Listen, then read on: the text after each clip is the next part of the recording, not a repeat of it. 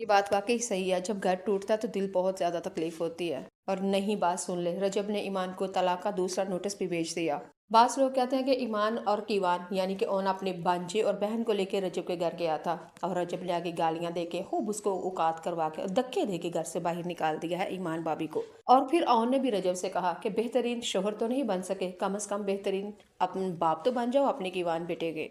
अच्छा जी, रजब भट्ट ने 9 मिलियन होने के ऊपर यतीमों को, मस्कीनों को, बेवाओं को सबको चदरें दी, पैसे तकसीम किए, लोगों के घरों में राशन भी तकसीम किया। और कहने वाले लोग आगे कमेंट करने वाले आके कहते हैं कि रजब तू यतीमों की कफालत तो कर रहा है, यतीमों को तू कपड़ा टाकी दे रहा है, लेकिन तेरा बेटा खुद तेरे होते होने के बावजूद भी यतीम है और मामू के टुकड़ों पे पल रहा है। तेरी ऐसी कमाई को आग लगानी है किसी ने। अच्छा जी, रजब भट्ट ने साफ साफ ये भी कह दिया है कि मैं एक रात को 2-2 करोड़ रुपया भी इकट्ठा कमा के सोता हूँ, लेकिन ऐसी एक दिन की 2 करोड़ करोड़ की कमाई का क्या करना कि जो बेटे की खबर तक ना ले, बेटे को मामू के टुकड़ों पे पाल दे और खुद बेटा उसका यतीमों की तरह जिंदगी गुजारे।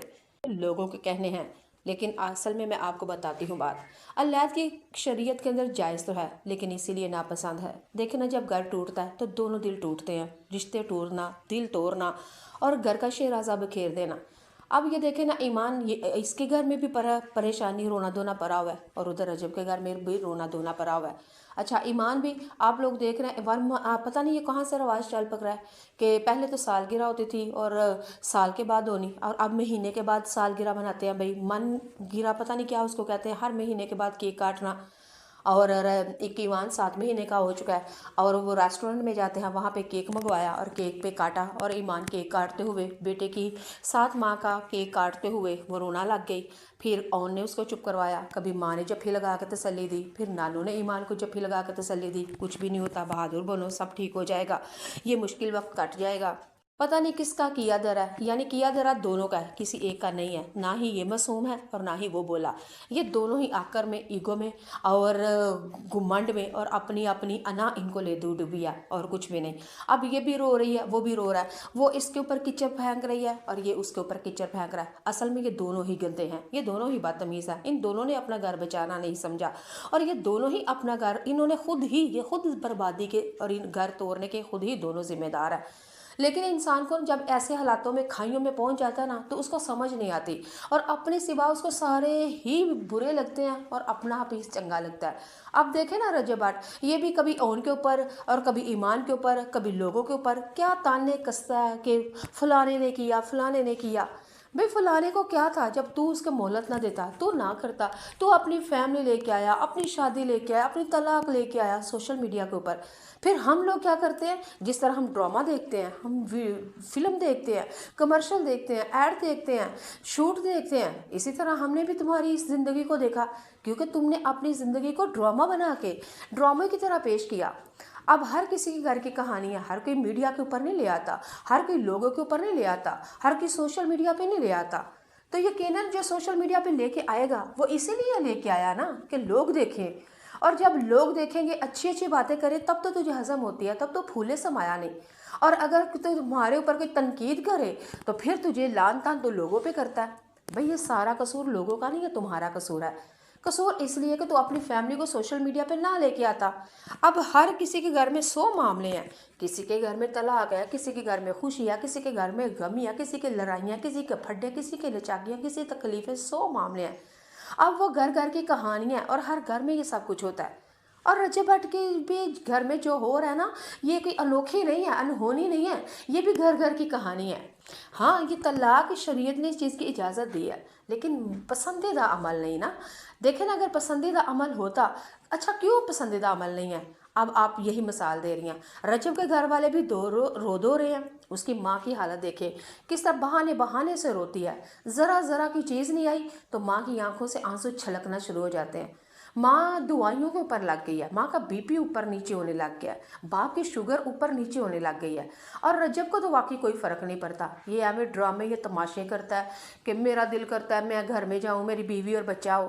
भाई जब तेरी बीवी घर में थी तब तो तूने लड़कियों के साथ खे खाई, तब तुझे नहीं था पता कि मेरी बीवी घर में है। ये जो तू रजब भट्ट, तुझे तेरी मकारियाँ चला के होशियारियाँ, जितनी मर्जी तो ड्रामे कर ले, जितना मर्जी तो बोल ले, तू मासूम नहीं है, तू मासूम नहीं है।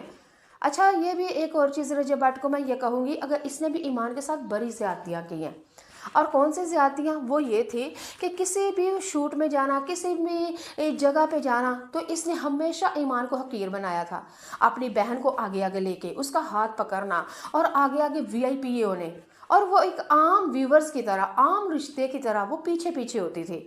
اور وہ کئی دفعہ ہم نے ویڈیو میں دیکھا بھی ہے، اگر میرے پاس مجھے وہ ویڈیو تصویر ملی نا تو وہ پک میں آپ کو بھی دکھاؤں گی، ایک اجنبیوں کی طرح، انجان لوگوں کی طرح، اور کتنی بستی ہوتی ہے۔ تو اس طرح اس نے اس کو خود پٹک پٹک کے پیچھے گرایا ہے، تو ظاہر ہے وہ بھی اب زہریلی ہوئی ہے، تو اس کے ساتھ بھی زیادتیاں ہوئی ہیں، تو پھر جا کے وہ بھی زہریلی ناگن اور سپنی بنی ہے۔ لیکن شروعات ساری رجب بٹ کی طرف سے تھی۔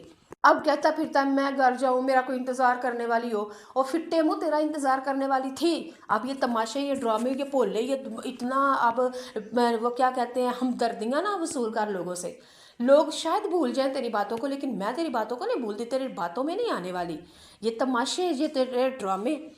ایمان نے میرا ساتھ نہیں دیا، ایمان نے میرا ساتھ نہیں دیا۔ بھائی تو نے اس کا کب ساتھ دیا تھا؟ کیا خاک ساتھ دیتی؟ اب لگا تو سمپتیاں لوگوں سے اکٹھی کرنے۔ اچھا اتنا ہی تو چنگا، نئی نئی شادی تھی تیری، بیڈ کے پیچھے تیری بیوی تیرا انتظار کر رہی ہوتی تھی نئی نئی راتوں میں، اور تو لڑکیوں کے ساتھ لائیو بیٹھ کے تو بات چات اس طرح کے گھر، میں کیا کہوں، آپ لوگ سمجھ آئیں یہ باتیں، یہ ڈائلاگز، یہ نگاہیں، یہ نظر، یہ وقت، یہ دن، یہ نئی نئی شادی کے صرف ایمان کا حق تھا جو تم نے دوسری لڑکیوں کو دیے۔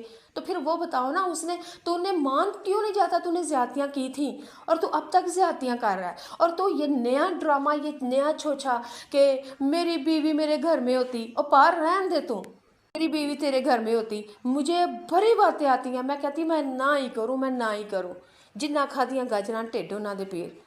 اچھا جی، دوسری طرف لوگ کہہ رہے ہیں کہ ایمان اور کیوان رجب کے گھر گئے تھے، اسے دھکے دے کے باہر نکال دیا۔ مجھے نہیں لگتا کہ یہ دھکے دے کے یا یہ گئی نہیں ہوگی، اور یا گئی بھی ہے تو دھکے نہیں کسی نے مارے ہوں گے، یہ بھی مجھے لگ رہا ہے، کیونکہ ان دونوں کے اندر نا اب آکر آ چکی ہے۔ ایمان تو پہلے ایسی نہیں تھی، لیکن اب اس کے اندر بھی نا، یہ واقعی صحیح بات ہے کہ عورت میں محبت سے اسے کوئی جیت نہیں سکا، اور نفرت میں بھی اس کو کوئی ہرا نہیں سکا، یہ بات واقعی صحیح ہے۔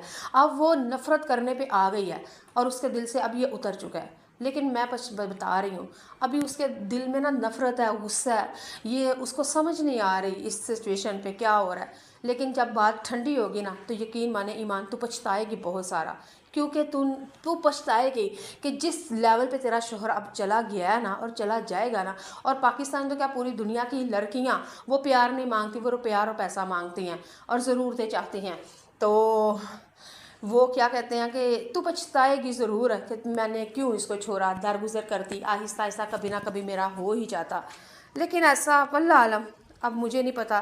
اب کمنٹ باکس میں آپ لوگ آ کے کہیں گے تیرے نال ہوندی تو تینوں پتہ لگتا، لیکن میں یہی کہتی ہوں کہ اگر میرے ساتھ بھی خدا نہ حادثہ ہوتی نا، تو میں اپنے شوہر کو ایک بار ٹائم ضرور دیتی، وقت ضرور دیتی، ان کو یہ ایک موقع ضرور میں دیتی ان کو، تو شاید چلے۔